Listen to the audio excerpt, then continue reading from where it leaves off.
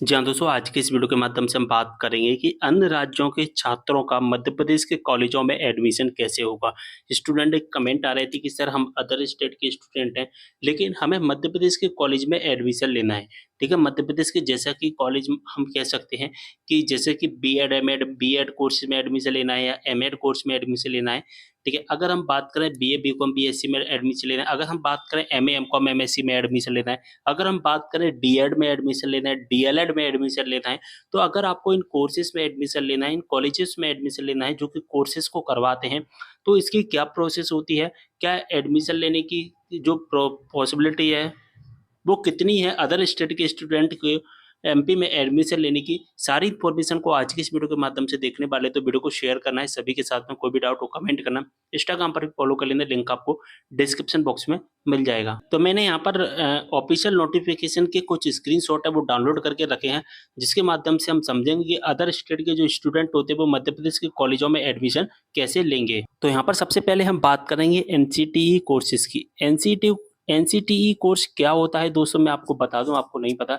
जैसे कि हमारा बीएड हो गया, जैसे कि हमारा एमएड हो गया, ठीक है, जैसे कि हमारा बीए बीएड हो गया, ठीक है, बीएससी बीएड हो गया, ठीक है, बीपीएड हो गया हमारा, ठीक है, एमपीएड हो गया हमारा।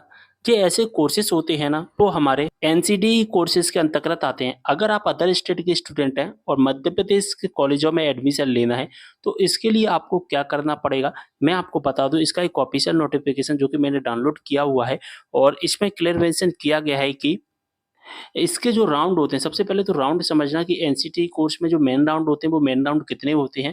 यहाँ पर first round, second round, third round, ये तो हमारे मेन राउंड होते हैं।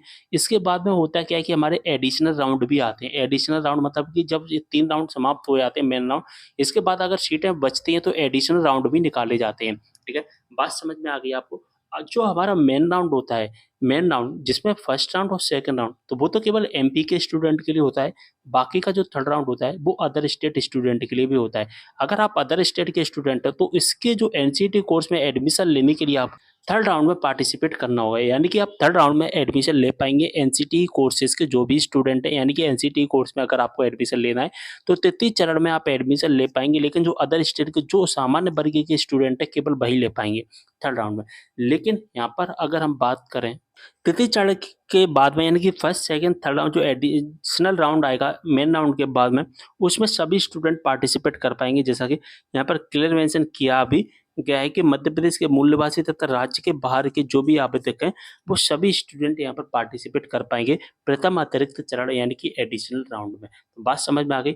चलिए इसके बाद में यूजी पीजी के स्टूडेंट के बारे में भी समझेंगे। जैसे कि यूजी पीजी का क्या मतलब हो गया, हमारा बीए बीकॉम बीएससी जैसे कोर्स होते हैं वो सारे यूजी में आते हैं। ठीक है, बीए बीकॉम और बीएससी। ठीक है, पीजी की बात करें अगर हम, एमए हो गया हमारा, एमकॉम हो गया हमारा और एमएससी हो गया, एलएलबी हो गया हमारा, ठीक है, बीएलआई भी हो गया हमारा। इन सभी कोर्सेज को हम यूजी और पीजी के अंतर्गत रखते हैं। तो यहाँ पर सबसे पहले हम बात करेंगे इसमें मेन राउंड कौन कौन से होते हैं। फर्स्ट राउंड और सेकंड राउंड होता है।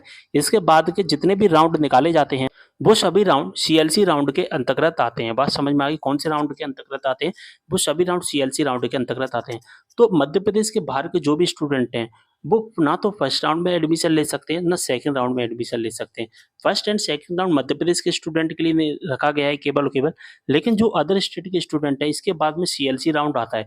जैसे कि सीएलसी फर्स्ट राउंड हो गया, सीएलसी सेकंड राउंड हो गया, तो जो सीएलसी राउंड आएगा इस सीएलसी राउंड में आप एडमिशन ले पाएंगे। ठीक है, बात समझ में आ गई। चलिए डीएड की अगर हम बात करेंगे तो डीएड में यहाँ पर अगर हम बात करेंगे सबसे पहले मेन राउंड के बारे में, तो मेन राउंड कौन कौन से होते हैं। फर्स्ट राउंड होता है, सेकंड राउंड होता है, थर्ड राउंड होता है। इसके बाद के जो भी राउंड आएंगे वो एडिशनल राउंड या सीएलसी राउंड कहलाते हैं। तो अगर हम डीएड का हम ऑफिशियल नोटिफिकेशन देखें तो अपने डीएड का ऑफिशियल नोटिफिकेशन जो कि 30 मई को ही अनाउंस किया गया है, इसको हमने डाउनलोड कर लिया है। और जैसा कि देख पा रहे हैं कि डीएलएड पाठ्यक्रम सत्र 2024-25 में प्रवेश प्रक्रिया जैसा कि यहाँ पर आप देख पा रहे हैं। तो अब इसमें एडमिशन लेने के लिए हमें क्या करना होता है, तो जैसा कि यहाँ पर नीचे देख पा रहे हैं यहाँ पर थर्ड नंबर के पैरा में कि प्रवेश के प्रथम एवं द्वितीय चरण यानी कि फर्स्ट राउंड और सेकंड राउंड केवल मध्य प्रदेश के स्टूडेंट के लिए है। लेकिन जो इसके अलावा थर्ड राउंड आएगा और थर्ड राउंड के बाद में जो एडिशनल राउंड आएंगे वो मध्य प्रदेश के बाहर के स्टूडेंट के लिए भी रखे जाएंगे। यानी कि आप अगर मध्य प्रदेश के बाहर के स्टूडेंट हैं तो आप अदर स्टेट के स्टूडेंट हैं तो आप थर्ड राउंड में या थर्ड राउंड के बाद जितने भी राउंड आएंगे उन सभी राउंड में पार्टिसिपेट कर पाएंगे। तो उम्मीद कर रहा हूँ समझ में आ गई होगी आपको। अगर आपको कोई भी डाउट होता है आप मुझे कमेंट कर सकते हैं। तो अदर राज्य के जो भी स्टूडेंट है कैसे एडमिशन लेंगे मध्य प्रदेश में, ठीक है? सारी इन्फॉर्मेशन मैंने आपको समझा दी है। कोई भी डाउट हो कमेंट करना, वीडियो को शेयर करना है ज़्यादा से ज़्यादा, ठीक? मिलते हैं अगले वीडियो में एक और जानकारी के साथ, तब तक के लिए बाय।